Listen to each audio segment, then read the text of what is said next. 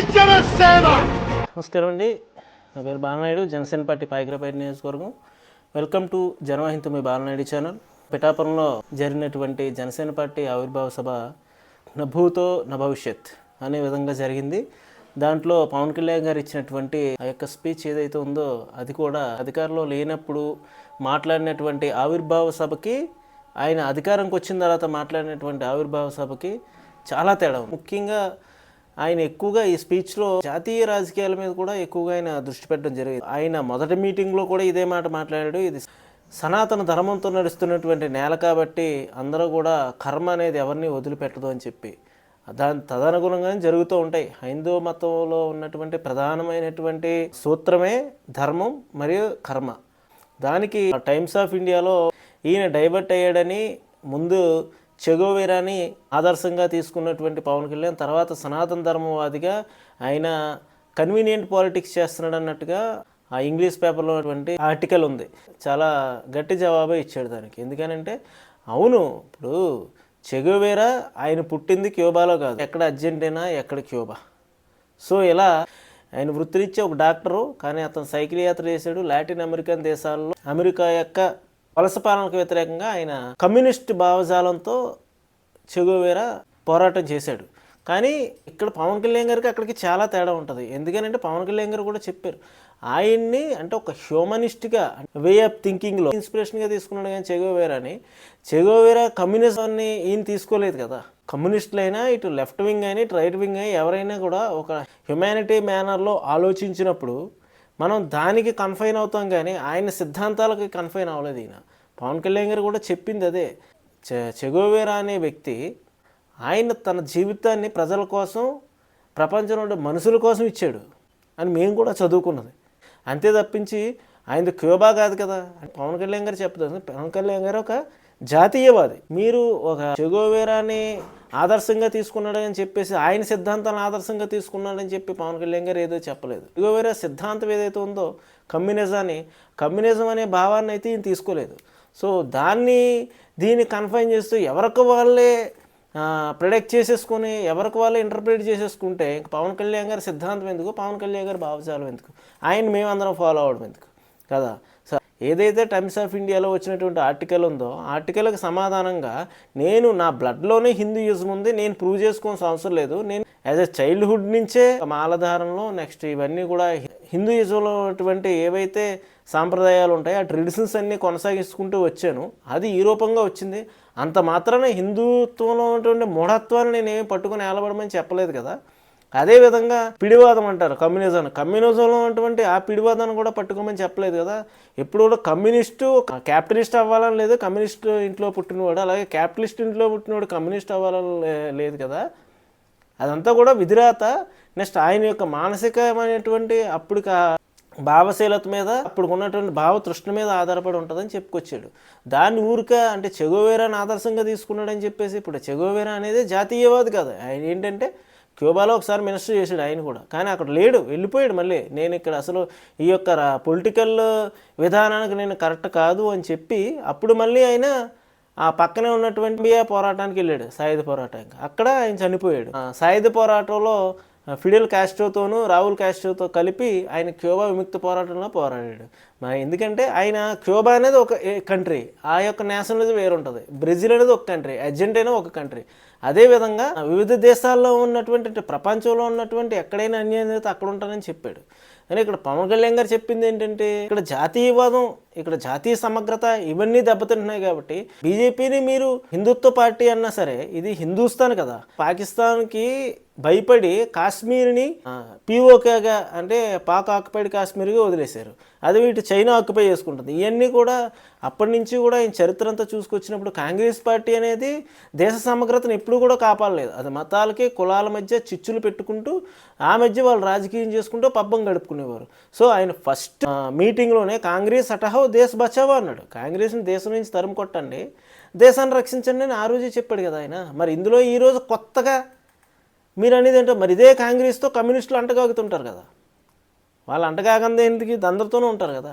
మరి దాన్ని మనం వేరు చేసి చూడలేనప్పుడు హిందుత్వం అనేది ఏ రోజు కూడా ఎవరిని కూడా వ్యతిరేకించమని చెప్పలేదు. మిగతా మతాలన్నీ వ్యతిరేకించమని చెప్పినా హిందుత్వం అనేది చెప్పలేదు. ఏంటి హిందువులుగా ఉన్నప్పుడు మన యొక్క దేవుళ్ళని, మన సెంటిమెంట్ని, మన సాంప్రదాయాల్ని, మన ఆచారాలని, మన సంస్కృతిని కొలాప్స్ చేస్తున్నప్పుడు, వాళ్ళని డ్యామేజ్ చేస్తున్నప్పుడు దానికోసం అడగాలి కదా అనే చెప్పి సనాతన ధర్మ పరిరక్షణ బోర్డు ఏర్పాటు చేయాలని ప్రధానంగా కోరాడు. దాంట్లో తప్పే ఉంది? ఆయన ఫస్ట్ స్పీచ్ ఎవరైనా చూస్తే దాన్ని బట్టి మీకు అర్థమవుతుంది. అంతే ఈయన డైవర్సిఫై అయిపోయాడని అంటే మనం ఏదోలాగా పవన్ కళ్యాణ్ అనే వ్యక్తి నాకు ఇష్టం లేకపోతే దాని మీద ఏదో కామెంట్ చేయాలని చెప్పేసి కామెంట్ చేయడం తప్పితే ఆయన విధానాలు కానీ ఆయన వెళ్ళే యొక్క ఆ పర్స్పెక్టివ్ కానీ ఎప్పుడూ మారలేదు, కంటిన్యూస్డ్గానే ఉంది. అప్పుడప్పుడు ఆయన డిఫరెంట్గా అవుతాడు. ఎప్పుడైనా కూడా మనకి ఇవ్వాలనుకున్న హామీలు ఇవ్వలేనప్పుడు దానికి తదనుగుణంగా ఆయన డిఫర్ అయ్యి దాని నుంచి విడిపడ్డాడేమో. కానీ ఏ రోజు కూడా బీజేపీ లైన్లో 2014లో ఆయన పార్టీ పెట్టినప్పుడు మోడీ గారి కాళ్ళకి బేషరతుగా మద్దతు ఇచ్చాడు. దాని తర్వాత ప్రత్యేక హోదా ఇది సాధించడంలో ఇక్కడ ప్రభుత్వాలు అక్కడ ప్రభుత్వాలు రెండు కూడా విఫలం అయ్యాయి అన్నప్పుడు రెండు కూడా ఒక మాట మీద లేకుండా ఆవిడ వైఫల్యం చెందినప్పుడు దాని మీద వ్యతిరేకించాడు. ఇప్పుడు మోడీ గారు లాంటి నిజాయితీపరుడు ఎక్కడ ఉంటాడు? ఆయనకి ఏం కావాలో ఆయన సంపాదించుకోవడానికి ఆయన బిఫోర్ ఆస్తులు తర్వాత ఆస్తులు కూడా ఒకలాగా ఉంటాయి. వాళ్ళ యొక్క బంధుగణం అంతా కూడా వాళ్ళ పనులు చేసుకుంటారు. కానీ ఆయన దేశ సేవ చేస్తున్నాడు కదా. మరి అటువంటి వ్యక్తికి మద్దతు ఇవ్వాల్సిన అవసరం ఉంది కదా, ఎవరు ఎన్ని చెప్పుకున్నా. కాబట్టి ఇప్పుడు దానికి టైమ్స్ ఆఫ్ ఇండియా యొక్క ఆర్టికల్ ఖచ్చితంగా ఈయన సమాధానం ఇచ్చి దానికి చెప్పాడు. అదేవిధంగా త్రిభాషా విధానాన్ని వ్యతిరేకిస్తున్నటువంటి తమిళనాడు గవర్నమెంట్, తమిళనాడులో డిఎంకే పార్టీ అనేది ద్రవిడ పార్టీ, మరి త్రిభాషా విధానాన్ని వ్యతిరేకిస్తున్నారు కదా. మరి ఆయన అసలు ఈ డిఎంకే ద్రవిడ పార్టీలకి రావడానికి మూల కారణమైనటువంటి పెరియార్ రామస్వామి నాయకర్ గారు మన రాయలసీమ ప్రాంతానికి చెందినటువంటి తెలుగు బలిజ నాయకర్ కుటుంబానికి చెందిన వ్యక్తి, తమిళనాడులో సెటిల్ అయ్యారు. మరి ఆయన ద్రవిడ మూమెంట్ తీసుకొచ్చినప్పుడు మరి అన్నిటికీ సంబంధించినటువంటి వ్యక్తే కదా, మీరు ఎలాగా తమిళని తీసుకొస్తున్నారు? ఈ డివిజన్ పాలిటిక్స్ ఏంటంటే అన్నాడు. అంటే ఒక భాషను వ్యతిరేకించడం అనేది అక్కడ మన యొక్క విధానం కాదు. అన్ని భాషలో సమానమని చెప్పుకోవడంలో ఒక విధానం ఉంటుంది. సో ఇక్కడ ఇంగ్లీష్ను వ్యతిరేకించట్లేదు, పరాభాష అనేటువంటి ఇంగ్లీష్ను. మేము చైనా వెళ్తుంటే చైనాలో ఎవరికి ఇంగ్లీష్ సరిగ్గా రాదు, అయినా చైనా డెవలప్ అవ్వట్లేదా? రష్యా వెళ్తుంటే వాళ్ళు రష్యన్నే మాట్లాడతారు, మోస్ట్లీ ట్రాన్స్లేటర్ని పెట్టుకుంటారు ఎవరైనా ఏదైనా దేశం వెళ్ళినప్పుడు. ఓకే, ఇంగ్లీష్ అనేది ప్రపంచవ్యాప్త లాంగ్వేజ్, దాన్ని గౌరవిందాం ఒక లాంగ్వేజ్గా. హిందీ అనేది ఎక్కువ మంది మాట్లాడే భాష కాబట్టి చాలామంది కమ్యూనికేట్ అవ్వడానికి హిందీ భాషను తీసుకొస్తారు. ఇప్పుడే రాహుల్ గాంధీ వచ్చి తెలుగులో మాట్లాడమంటే మాట్లాడగలదు కదా, హిందీలోనే కదా మాట్లాడతాడు. అదేవిధంగా కమ్యూనిస్టులు కూడా హిందీలోనే కదా మాట్లాడతారు. ఆ హిందీని గౌరవించడం తప్పుకోలేదు. అలాగే మన తమిళ భాషకి, తమిళ్కి కానీ తెలుగుకి కానీ, లేకపోతే మనకున్నటువంటి మలయాళం, కన్నడ, లేదంటే మరాఠీ, ఇంకొక లాంగ్వేజ్, ఏ లాంగ్వేజ్కైనా దానికి అన్యాయం జరుగుతుంటే మనం గలమెత్తి మాట్లాడడం తప్పులేదు. కానీ ఇంకో భాషను తీసుకొచ్చి మన దేశంలో ఉన్నటువంటి భాషలో ఉన్నటువంటి హిందీ భాషను తీసుకొచ్చి త్రిభాషా సిద్ధాంతాన్ని మనం ప్రవేశపెడితే తప్పే ఉందన్నాడు. ఎందుకంటే ఫస్ట్ మన ప్రిఫరెన్స్ మాతృభాష, మన మాతృభాష తర్వాత ఇంకో భాష ఏదైతేనే ఉంది అది మన పక్క భాష అయినప్పుడు, మన దేశ భాష అయినప్పుడు దాంట్లో తప్పలేదు. అంతే తప్పించి నువ్వు రూపీ యొక్క సింబల్ మార్చేస్తానని చెప్పేసి ఈ యొక్క కుహానా రాజకీయాలు వద్దంటాడు పవన్ కళ్యాణ్ గారు. ఆయన యొక్క భాషా సంస్కారం కానీ, ఆయనకు ఉన్నటువంటి నాలెడ్జ్ కానీ అది వేరే లెవెల్ పాలిటిక్స్ అనమాట. ముఖ్యంగా బాలినేని శ్రీనివాసరెడ్డి గారు మాట్లాడినటువంటి కొన్ని మాటలు మాకు చాలా హత్తుకున్నాయి. కార్యకర్తలను చూడండి, జనసేన నాయకులు ద్వితీయ శ్రేణి, తృతీయ శ్రేణిని కూడా కాపాడుకోవాలి. ఎందుకంటే వాళ్ళందరూ మీకోసం, పవన్ కళ్యాణ్ గారి కోసం ప్రాణం పెడుతున్నారు అని చెప్పేసి అది నిజమే ఆయన చెప్పిన మాట. అదేవిధంగా చాలామంది వక్తలు మాట్లాడారు, కొంతాల రామకృష్ణ గారు మాట్లాడేది కూడా చాలా అద్భుతంగా మాట్లాడారు. ఆయన కూడా ఇవన్నీ కూడా బాగానే ఉన్నాయి. మనోహర్ గారు మీకు చెప్పింది ఏంటంటే, మన వెనక మంది మార్బలం ఉన్నప్పుడు మనం ఏదైనా ఆర్గనైజ్ చేయొచ్చు, మంది మార్బలం లేనప్పుడు ఆర్గనైజ్ చేయడం అనేది కష్టమవుతుంది. నేను అందరితో కోఆర్డినేట్ అయ్యాలని చెప్పి చక్కగానే చెప్తున్నారే. మీకు తెనాలి సీట్ ఇచ్చారు కాబట్టి తెనాలి సీట్ని మీరు ఎలా అయితే కాపాడుకోగలిగారు పవన్ కళ్యాణ్ గారితో పాటుగానే, దాని మీద మేము పెద్దగా మాట్లాడాల్సింది ఏం లేదు. ఎందుకంటే పొత్తుకి ప్రధాన కారణం మీరు కాబట్టి. ఇకపోతే అక్కడ సభ కూడా చాలా గ్రాండ్ సక్సెస్ అయింది. ఈ తర్వాత ఇంకా వైసీపీకి సంబంధించినటువంటి లేదా మాట్లాడుతుంటారు, టీడీపీకి సంబంధించినటువంటి అంతమంది జనాన్ని చూసి ఏదో మాట్లాడతారు బాయ్, ఎందుకు మాట్లాడరు? అంత పెద్ద స్థాయిలో సభ పెట్టాలంటే కనీసం మీరు 100 నుంచి 150 కోట్లు ఖర్చు పెట్టాలా. అటువంటి ఇది ఎవరికి వాళ్ళే ఎక్కడికక్కడే వాళ్ళే ఏర్పాట్లు చేసుకుని అక్కడ రావడం జరిగింది. పార్టీ కూడా చాలా బాగా ఏర్పాట్లు చేసింది అనుకోకండి. కానీ అంత భారీ స్థాయి సభను ఏర్పాటు చేసి సక్సెస్ చేయండి. ఏ పార్టీకైనా ఛాలెంజ్ చేస్తున్నాం. మరి అంతమంది జనం తన వెనకాల ఉన్నప్పుడు ఆయన అంత పొగరగా, అంత పౌరుషంగా మాట్లాడకపోతే ఇంకెందుకు రాజకీయం చేయడం? ఇంక స్ఫూర్తి ఎక్కడి నుంచి తీసుకొస్తాడు ఆయన? ఇంక నాయకత్వం ఎక్కడ ఉంటుంది? మా నాయకుడికి పొగరు ఉంటుంది. ఎందుకంటే నిజాయితీ పరుడు కాబట్టి నాయకుడితో పాటుగా మాకు పొగరు ఉంటుంది. ఎందుకంటే అందరం కూడా ఆయనతో పాటు నడిచి ఆయన యొక్క మార్గంలో వెళ్ళేవాళ్ళమే కాబట్టి దీంట్లో మేము పెద్ద ఆయన అహంభావంతో మాట్లాడితే ఒకలాగా మాట్లాడండి, అహంభావంతో బూతులు తిట్టాడో అహంభావంతో హేళనగా మాట్లాడంటే ఒక ఇది.